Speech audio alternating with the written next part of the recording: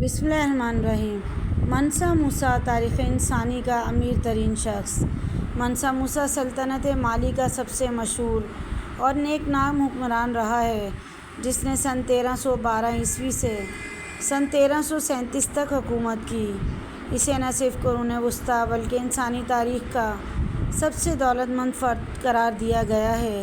اس کے عہد میں مالی کی سلطنت اپنے نقطۂ عروج کو پہنچ گئی تھی اور سلطنت مالی کی حدود مشرق میں گاد اور مغرب میں بحری اوقیانوس اور شمال میں تفازوں کی نمکی کانوں سے جنوب میں ساحلی جنگلات تک پھیل گئی تھی۔ انہوں نے مالی کی سلطنت پر اس دور میں حکومت کی جب وہ معدنیات اور بطور خاص سونے کے ذخیرے سے مالا مال تھا۔ یہی وہ وقت تھا جب پوری دنیا میں سونے کی مانگ اپنی عروج پر تھی۔ ان کا اصل نام موسیٰ کیتا اول تھا، مگر تخت نشین ہونے کے بعد وہ منسا کہلائے، جس کا مطلب بادشاہ ہے۔ منسا موسیٰ کی دولت کا آج کے دور میں تخمینہ لگانا مشکل ہے، پھر بھی ایک اندازے کے مطابق ان کی دولت تقریباً 400 ارب امریکی ڈالر کے برابر تھی۔ منسا موسیٰ کا سفر حج۔ منسا موسیٰ کے دور حکومت کی مشہور ترین کہانی ان کا دورہ حج ہے۔ اس سفر میں منسا موسیٰ نے تقریباً 6500 کلومیٹر کا فاصلہ طے کیا تھا۔ واقعہ یہ ہے کہ جب منسا موسیٰ کو دیکھنے کی خواہش رکھنے والے ان سے ملنے گئے تو ان کے قافلے کو ہی دیکھ کر دنگ رہ گئے۔ لوگوں نے دیکھا کہ منسا موسیٰ کے کاروان میں تقریباً 60,000 افراد شامل تھے، جن میں سے 12,000 ان کے ذاتی پیروکار تھے۔ منسا موسیٰ جس گھوڑے پر سوار تھے، اس کے آگے 500 افراد کا دستہ چل رہا تھا، جن کے ہاتھوں میں سونے کی چھڑیاں تھیں۔ منسا کے قافلے کے پیش رو بہترین ریشم کا لباس استعمال کرتے تھے۔ یہ سفر اتنا پرشوق تھا کہ اس کی وجہ سے منسا موسیٰ کی شہرت نہ صرف اسلامی دنیا کے ایک بڑے حصے میں پھیل گئی بلکہ تاجروں کے ذریعے یورپ تک منسا موسیٰ کا نام پہنچ گیا۔ سفر میں منسا موسیٰ نے اس کثرت سے سونا خرچ کیا کہ مصر میں سونے کی قیمتیں کئی سال تک گری رہیں۔ اس زمانے میں غالباً مغربی افریقہ کے اس علاقے میں سونا بہت زیادہ پایا جاتا تھا، جہاں منسا موسیٰ کی حکومت تھی۔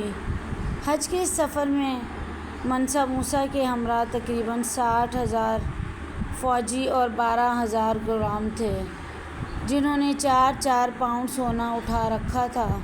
اس کے علاوہ ان کے اونٹوں پر بھی سونا لدا ہوا تھا۔ ایک اندازے کے مطابق منسا موسیٰ نے تقریباً 125 ٹن سونا اس سفر میں خرچ کیا۔ اس سفر کے دوران وہ جہاں سے بھی گزرا غربا اور مساکین کی مدد کرتا رہا اور ہر جمعے کو ایک نئی مسجد بنواتا رہا۔ فراخ دلی۔ منسا موسیٰ اس قدر فراخ دل تھے کہ جب مصر سے گزرے تو یہ کہا جاتا ہے کہ انہوں نے غریبوں کو اتنے دیے کہ علاقے میں افراط زر ہو گیا۔ منسا موسیٰ مکہ معظمہ میں ایک اندلسی معمار ابو اسحاق ابراہیم الساحلی کو اپنے ساتھ لایا، جس نے بادشاہ کے حکم سے گاد اور ٹمکٹو میں پختہ اینٹوں کی 2 مساجد اور ٹمکٹو میں ایک محل تعمیر کیا۔ منسا موسیٰ کے زمانے میں مالی کی پہلی مرتبہ بیرونی ممالک سے تعلقات قائم ہوئے۔ منسا موسیٰ کے بعد مالی کی سلطنت کا زوال شروع ہو گیا۔ ایک ایک کر کے تمام علاقے ہاتھ سے نکل گئے اور تقریباً سن 1854 میں شہر گاد کے سونگھائی حکمران نے مالی کی سلطنت کا خاتمہ کر دیا۔